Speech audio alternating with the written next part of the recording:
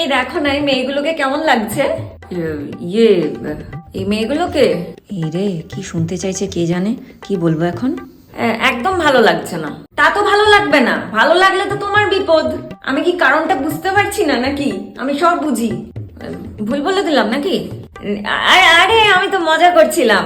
দারুণ লাগছে, মানে মেয়েগুলোকে যেমনই হোক আমার তো নজরই যাচ্ছে না। ব্যাগগুলো খুব সুন্দর, ওরকম ব্যাগ তোমার একটা চাই। আমি বুঝতে পেরেছি তোমার মনের কথা আমি কেমন খেয়াল রাখি বলো। আচ্ছা বুঝতে পেরেছি, মেয়েগুলো যেমনই হোক ব্যাগগুলো সুন্দর। তার মানে আমাকে দেখতে বাজে, ব্যাগগুলো যদি আমি কিনি তাহলে আমাকে সেই বাজেই লাগবে আর কি, এটা বলতে চাইছো? সেটা কোথায় বললাম? মেয়েগুলো বাজে, কিন্তু এইরকম ব্যাগ নিলে তোমাকে দারুণ লাগবে। তার মানে তুমি এটাই বলতে চাইছো যে ব্যাগগুলো আমার কাছে এখন যেহেতু নেই আমাকে দেখতে বাজে লাগে, ব্যাগগুলো নিলে আমাকে ভালো লাগবে না? ব্যাগ ছাড়া তোমাকে খারাপ লাগে বলিনি তো।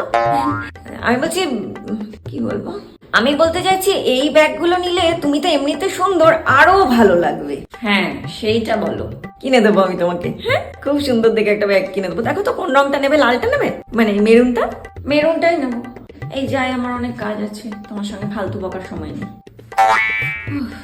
খুব জোর বেঁচে গেছি বাবা, জানা করে ইন্টারভিউ।